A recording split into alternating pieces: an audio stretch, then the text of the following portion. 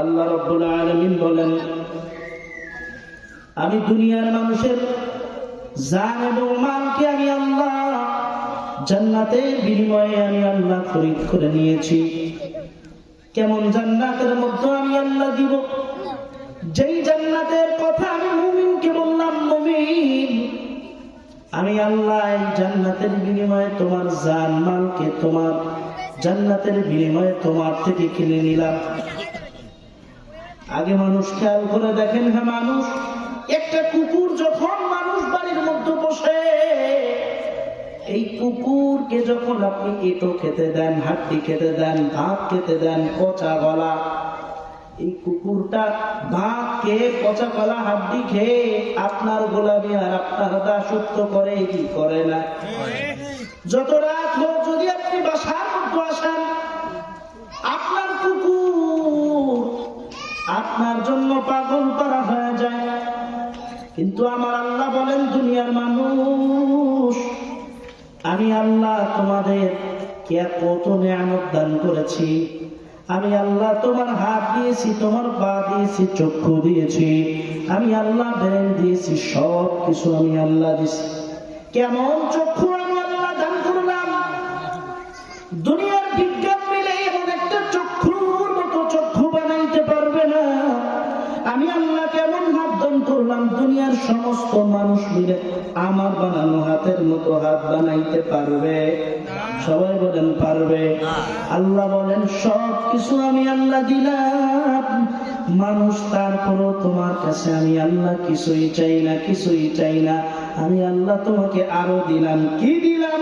আমি আল্লাহ তোমার সামান্য থেকে সামান্য একটু খাবারের প্রয়োজন, আমি আল্লাহ অসংখ্য অগণিত খাবার দ্বারা দুনিয়ার মধ্যে ভরপুর করে দিছি।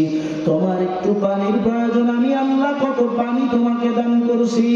তোমার সামান্য থেকে সামান্য অল্প একটু খাবার প্রয়োজন, মাঠের মধ্যে টাকা দেখো, আমি আল্লাহ ধান দিয়া ভরপুর করে দিছি।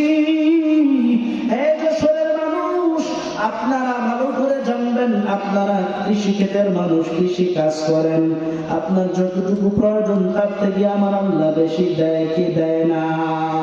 কিন্তু আল্লাহ বেশি দেয়, বেশি দেয়। আমার আল্লাহ এত বেশি দিয়া চায় না, তোর খাবার থেকে 5টা গরু আমাকে দিয়ে দাও, তোর জমিনের ধান আমি আল্লাহকে দাও। আল্লাহ রাব্বুল আলামিন বলেন, তোর থেকে আমি কিছুই চাই না, কিছুই চাই না। শুধু বান্দা দুনিয়ার জমিনের মধ্য থেকে আমি আল্লাহর ইবাদতের মধ্যে মশগুল থাকবা, কারণ আমি আল্লাহ বলে দিছি, আমা খালাকতুল জিন্না ওয়াল ইনসা ইল্লা লিয়াবুদুন। আমি আল্লাহ বলে দিছি, দুনিয়ার মানুষদেরকে আমি আল্লাহ পাঠিয়েছি আমার ইবাদতের জন্য, বندگির জন্য।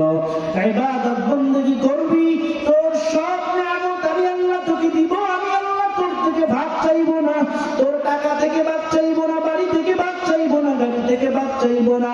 আমি আল্লাহ শুধুমাত্র তোমার কাছে চাইবো, বান্দা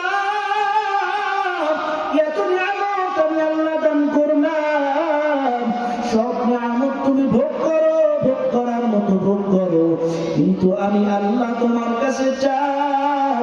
গভীর রজনীতে আমার বান্দা উঠে আমি আল্লাহকে আল্লাহ বলে ডাক দিবে, ইয়া ইলাহি তু মেরা মাবুদ হ্যায়, ইয়া ইলাহি তু মেরা মাশুক হ্যায়। আমার দয়ার মাওলা রে,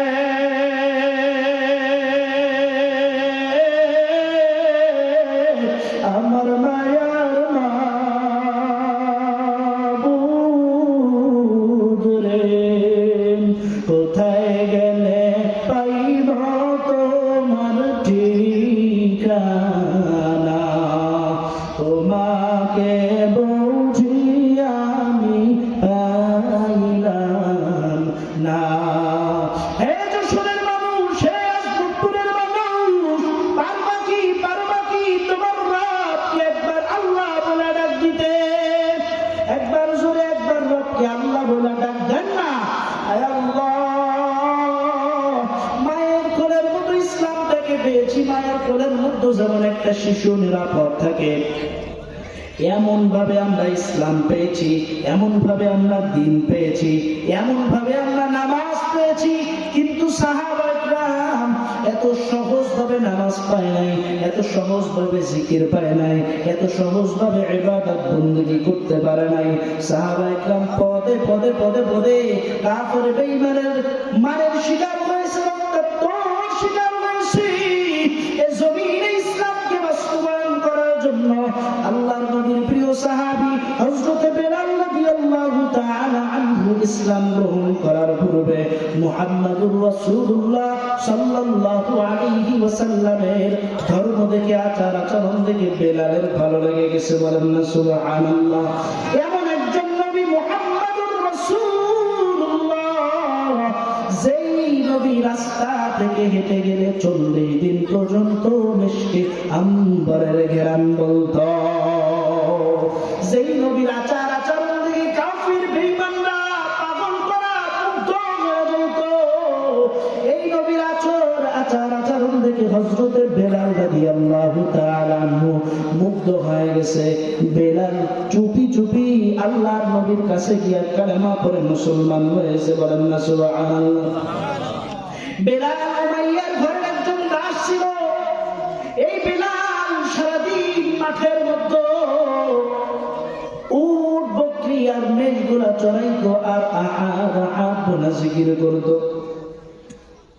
হঠাৎ কথা সংক্ষিপ্ত, হঠাৎ করে উমাইয়ার কানের মধ্যে খবর গেছে, তোমার দাসী মুহাম্মাদুর রাসূলুল্লাহ কালেমা পড়ে মুসলমান হইছে।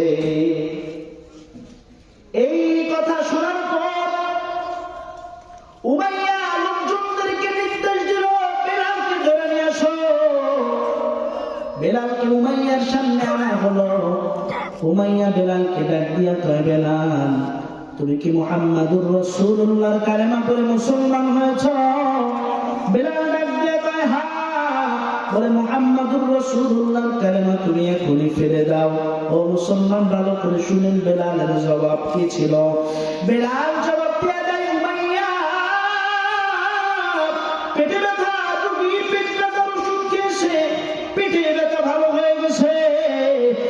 ভালো হওয়ার পর যেমন নাকি পেট থেকে ওই ওষুধটা বের করা যায় না, আমি বেঈমান ছিলাম, ইসলামের দুশমন ছিলাম, মুহাম্মাদুর রাসূলুল্লাহর কালেমার ওষুধ খেয়েছি, আমার পেট ব্যথা ভালো হয়ে গেছে, আমি ঈমানের মতো দৌলত পেয়েছিলাম। উমাইয়া, আমি বেলাল মুহাম্মাদের কালেমা ছাড়তে পারবো না। উমাইয়া একটার পর একটা বেলালের শরীরের মধ্যে আঘাত করে আঘাত। শুধু তাই নয়, হে মুসলমান, ইসলামকে পাওয়ার জন্য, আল্লাহকে পাওয়ার জন্য, নবীকে পাওয়ার জন্য বেলাল কত কষ্ট সহ্য করেছে। উত্তপ্ত মরুভূমির মধ্যে এই বেলালকে চিৎ করে শোয়াইয়া দিয়েছে, বুকের পরে মন পাথর দিয়ে বেলালকে শোয়াইছে। এরপরে মক্কার ছোট ছোট বাচ্চাদেরকে বলে, এই পাগলটাকে গোটা মরুভূমি থেকে চড়ায় নাও। এত রোদের মধ্যে, প্রখর রোদের মধ্যে বেলালের শরীরের মধ্যে পাথর দিয়ে গোটা মরুভূমি বেলালকে চড়ানো হয়েছে। উমাইয়া বেলালকে ডাক দিয়া কয়, বেলাল এত কষ্ট তোমার সহ্য করা লাগবে না, শুধুমাত্র তুমি একবার লাত উজ্জার ইবাদত করো। বেলাল ডাক দিয়া কয়, উমাইয়া লাত উজ্জার ইবাদত দূরের কথা, আমার মুখ থেকে আহাদ ছাড়া অন্য কোনো শব্দ বের হবে না। বেলালের মুখ থেকে আহাদ ছাড়া কোনো শব্দ নাই। আহাদ আহাদ, আমার আল্লাহ এক, আমার আল্লাহ এক। ও মুসলমান, আল্লাহর নবী এজন্য বেলালকে বড় বেশি ভালোবাসতেন, বড় বেশি মহাব্বত করতেন। বেলাল এত কষ্ট সহ্য করার পর না হয় আমি আপনি ইসলাম পেয়েছি। কথা বলেন ঠিক কিনা? ও মুসলমান, বেলাল ছিল আফ্রিকার একজন কালো মানুষ, সব থেকে কালো মানুষ। কিন্তু বলেন, দুনিয়ার মানুষের কাছে যদি কারো চেহারা খারাপ হয়, কারো চেহারার মধ্যে পুষ্টিকরা ভাব থাকে, দুনিয়ার মানুষ কালো ধলা চিহ্নিত করতে পারে, কিন্তু আমার আল্লাহর কাছে কি কালো আর ধলা আছে নাকি? কথা বলেন, আছে নাকি? কালো ধলা নাই। যে আল্লাহকে পাবে সে সব কিছু পেয়ে যাইবে। বলেন না সুবহানাল্লাহ।